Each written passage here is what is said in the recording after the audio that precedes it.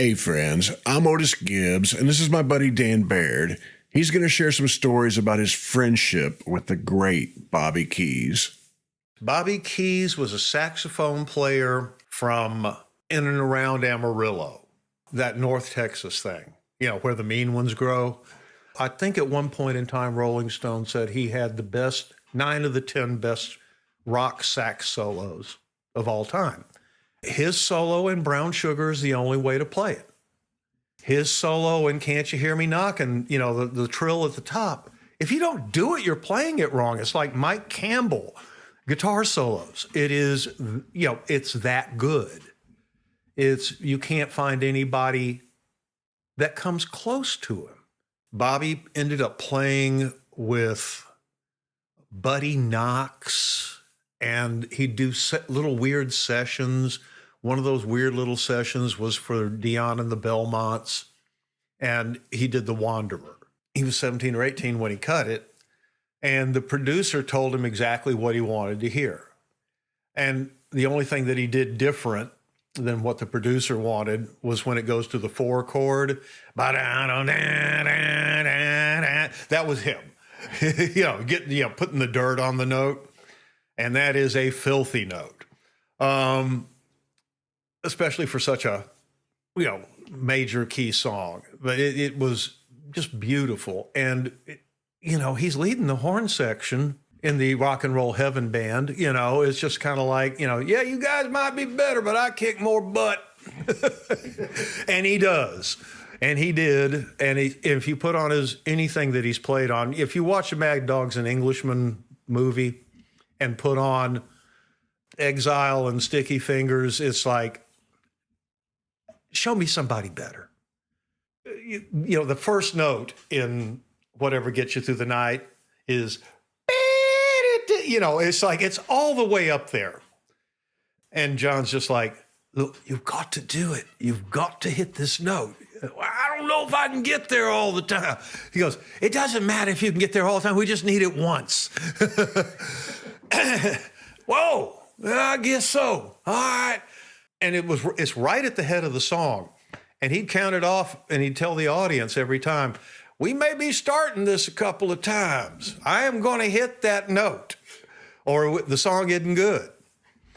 And we did live, it's just like, and we all just start laughing, Bobby included.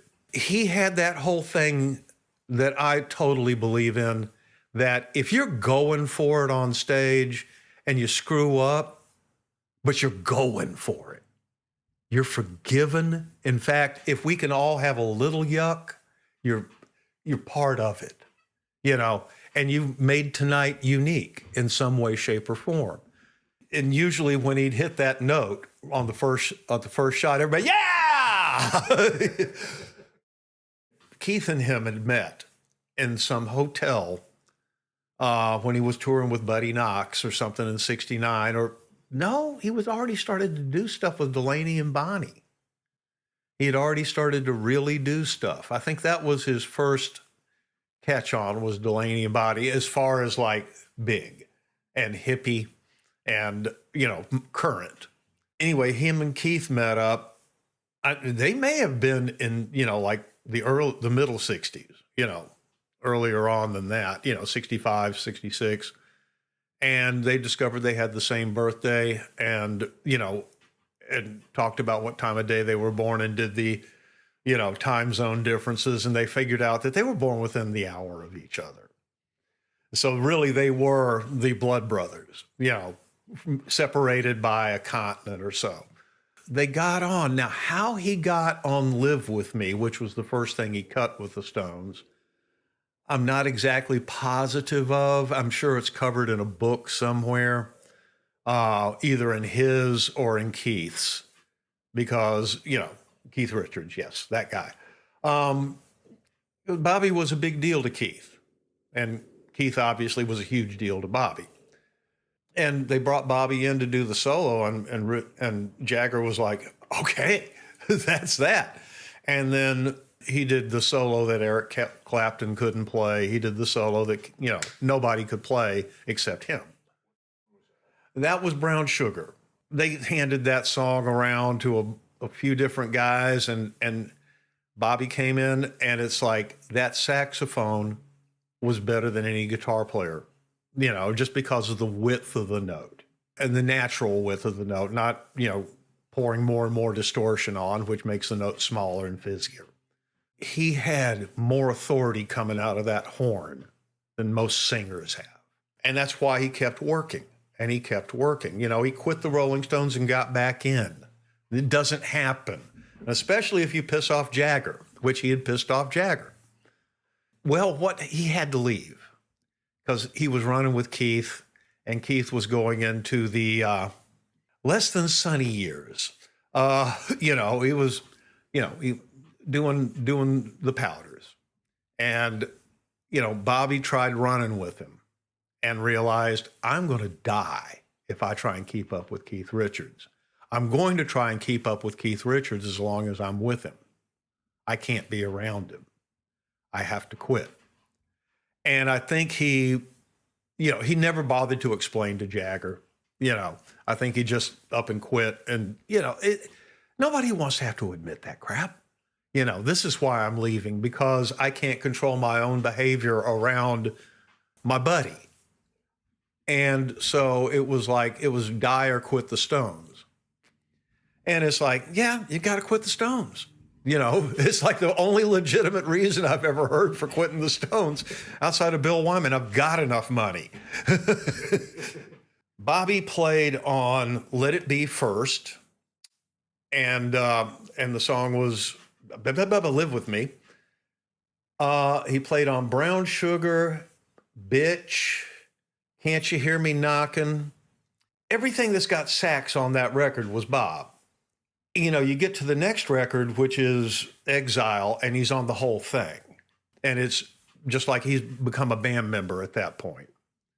And, much like the keyboard player they always would carry, it's like, I think he was above that. Those songs that you mentioned, yeah, and that period, yeah, there's a certain grit, grease, yeah, gravitas. I mean, it's just like it is. Even when they're doing, him and Jim are doing parts. Jim, the trumpet player, I can't remember his last name right now, but him, Jim on trumpet and him on horn, and the Stones, or Delaney and Bonnie, or when he went off to do Mad Dogs and Englishmen with, Joe Cocker and Leon Russell. In the list of people Bobby's played with, I went in search of, on Google, pictures of Bobby Keys and left it blank, and just see what comes up, and there's a bunch of Stones pictures and stuff. But then I see a picture of him, Delaney and Bonnie are playing, and he forgets to tell me this, and there's some left-handed black man playing the Strat with a hat on. And I'm going, you jammed with Hendrix? He goes, oh yeah, I forgot about that. He was amazing. There was nobody, I've not met anybody like him. I wouldn't care to, actually. He enters the room well before he enters the room. It's like you can, he's loud and he's opinionated and he's funny as shit. We're doing a few gigs. We've done a few gigs as the Bobby and the Suffering Bastards. I'll get to that in a minute. But he comes walking out of the dressing room, hanging up his phone. Goddamn, Johnny and Keith can't keep their shit fucking straight. And I'm sitting there going like, if he had said Keith and Johnny, I might have put it together. But he said Johnny and Keith. And he's getting a drunk call from England from Johnny Depp and Keith Richards. How many people do you know can do that? Drunk calls from England. Oh, it is just like, wow, this guy is famous. The first rehearsal, there's a fella in town named Chart Kinsolving, who's an entrepreneur around town, but he's also a fine guitar player. And he had tried to put together a band for Bobby using his old buddies from up in Louisville. And they played okay, but they didn't have the it. And Chark recognized it, and Bobby definitely felt it. And he says, "Can you do any better, Chark?" And he goes, "Yeah, I can do it around town." And he gives myself, Steve Gorman from the Black Crowes, Robert Kearns from I don't know how many bands, Bottle Rockets, and Sheryl Crow was where y'all folks will know him from. Let's see, Michael Webb, local around town keyboard players, played on 1,000 sessions, really good. And myself. And he said, "Dan, will you come sing?" And I'm going like, I'll try. Probably most of the set list is probably stuff I've already know because I've been covered bands, or you do. I love cover songs. So he takes it back to Bobby, and Bobby says, "Well, okay." We decide we're going to rehearse over at Douglas Corner in the afternoon. Anybody can walk in. It's fine. There's no, we didn't rent it out. It's just kind of like there'll be music here. Didn't advertise that. But anyway, we all come in, get set up, and Chark goes, "Oh, hell, Bobby's going to be late." I said, "How much?" He goes, 15 minutes. We can get started. Running a few tunes, and, they're off the big list, of stuff he's played on. We start the letter, Michael Webb, dun, dun, dun, and we see the front door open, and Bobby's coming in, and he goes to sleep. "Keep on, sounds good." And so we keep on, and he gets his horn put together, and right at the point where the sax solo is supposed to start, he walks up on stage, and he starts playing, and I'm going like, holy shit, fucking gorilla just came in here that has chops, that sounds just like Bobby Keys, because he is fucking Bobby Keys. And you're freaking out, and you're going like, the reason this sounds correct is because it is correct. It's like the guy, the horn, the tune, I'm freaking the fuck out. I mean, it's like I'm getting, the hairs at the bottom of my leg are standing up, not to mention everything else. And it's just, I'm flipping out. Anyway, song ends. We all shake hands. And he goes, "Well, what y'all fellas want to do next?" And I went, "Well, I know you don't need to run over it, but I don't think I've ever sung it and played it in a band setting. Let's do The Wanderer." And he goes, "All right, in D, right?" I said, "Same key it's always been in." And he goes, "Damn right." We started up, and we're going through, and he doesn't blow until after the second chorus. When the actual solo starts, and then he plays on the way out. But we get to the end of the second chorus, and that sound came out. And I am jumping up and down behind his back, just like laughing, just going like, "Oh my God, Santa Claus is real. He's real, and he's got toys, and there he is right over there." And it's like, this is childhood. This is DNA responding. It's The Wanderer. I was 7 years old, 8 years old when I first heard it. And here it is, the right sound, the exact right sound. And I don't think you could wipe the smile off my face for a week. It was one of the most exciting things for me personally. But then, and we learned a bunch of, his classic songs. We had kind of a set list, because Bobby was not young and he did not take care of himself well. And it was my job. Singing was second. Guitar playing was third. First job was making sure that Bobby didn't blow up before the end of the song. He'd start turning red when he gave effort. And I would see that. And then he would start to turn more purple. And I'd be like, just stop the song as soon as we conveniently can. I'd have a message, Now, back to the drummer. Steve Gorman always paid perfect attention and went, "Right, singer's giving out," And we switched drummers. Steve got busy with Trigger Hippie.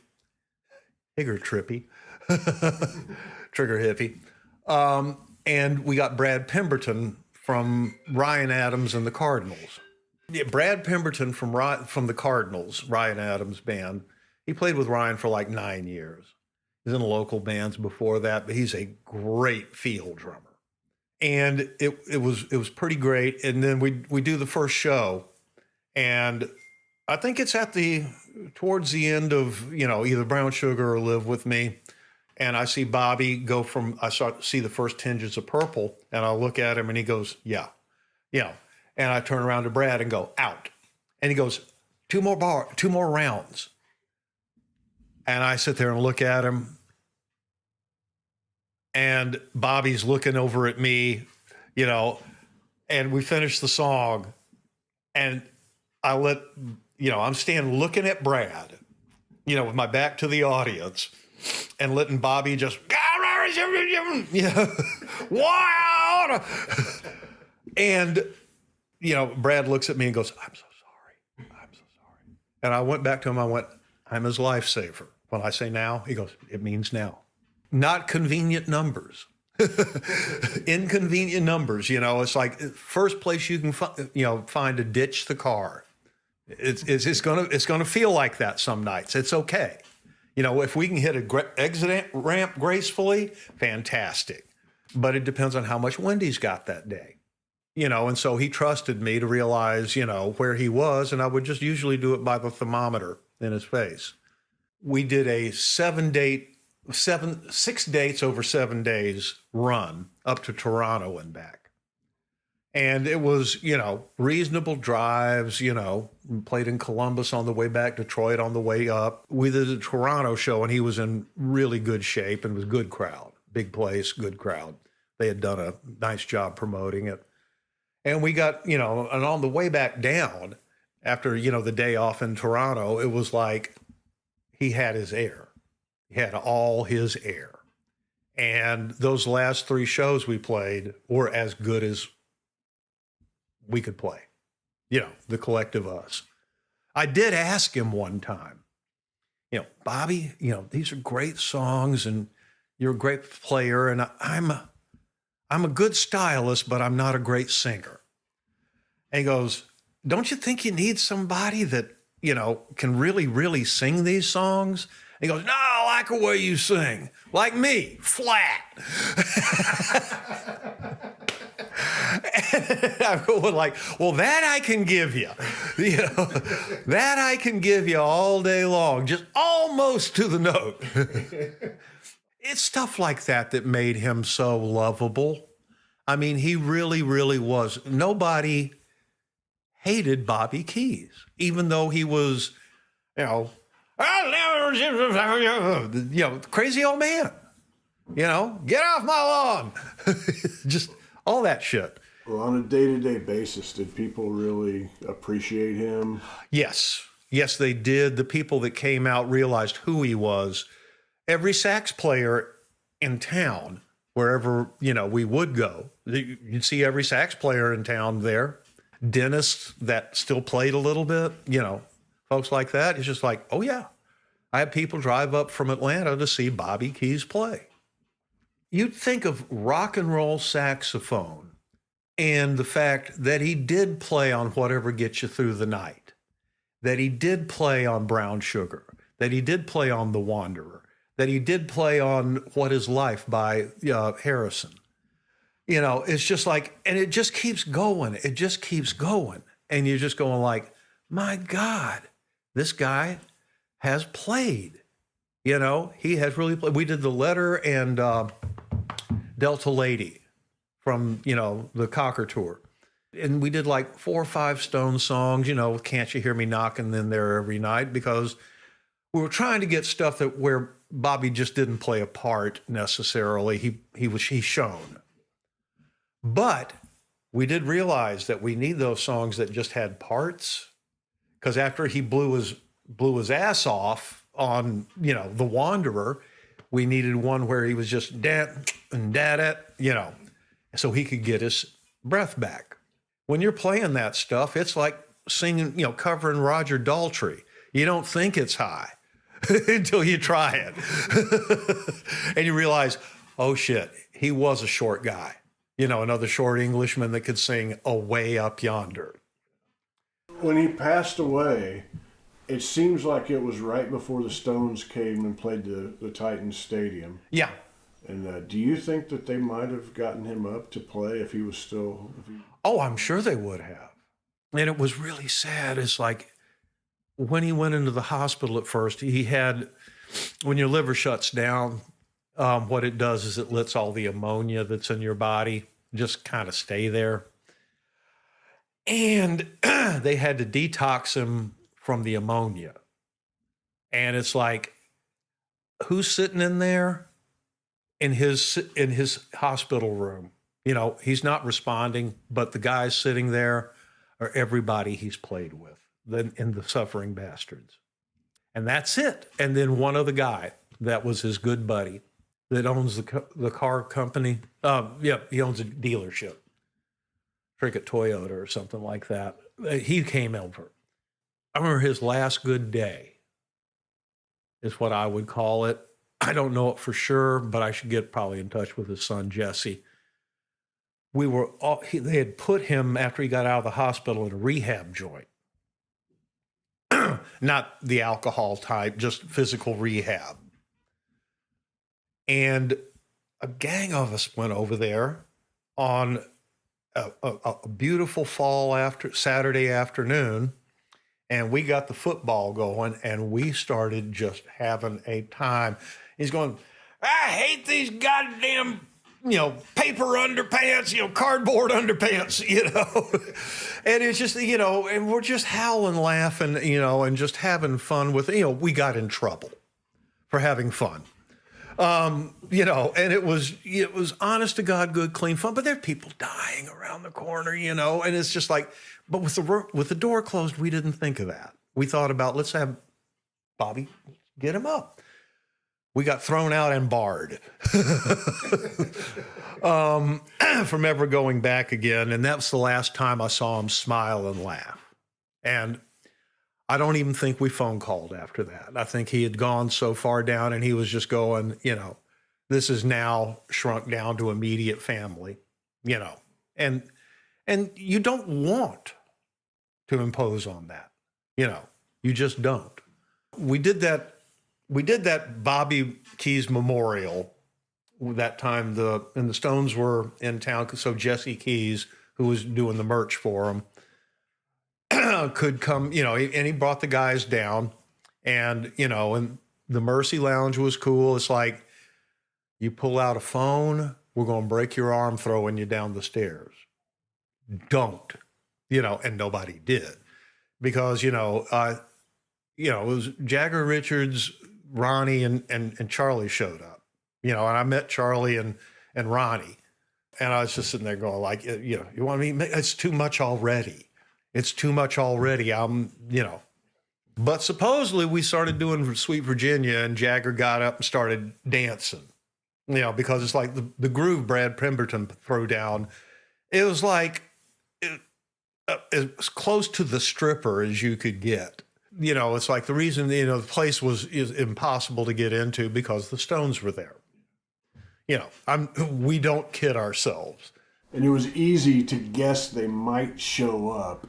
Yeah. Because they're in town playing the next night. Yeah, they have the night off.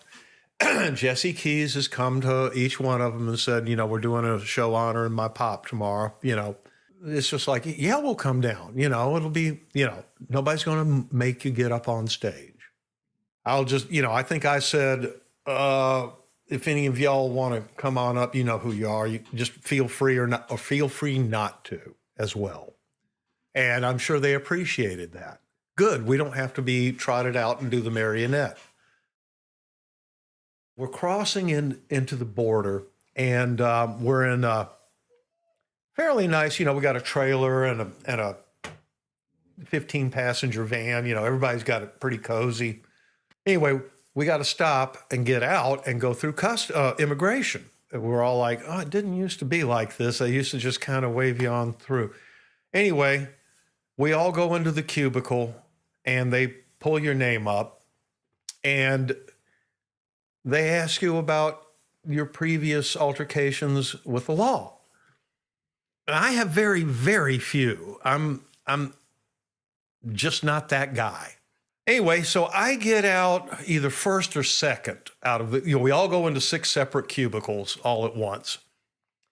And I was the first guy out because, this is, and the rest of the guys come wandering out and went, damn, they knew about that, huh? And we're sitting there waiting and waiting. It's like, 15 minutes, 20 minutes. About 25 minutes after everybody else is out, Bobby comes out. He is red-faced, and he goes, and just to everybody in Canada, not just in that state, I don't remember half of that shit.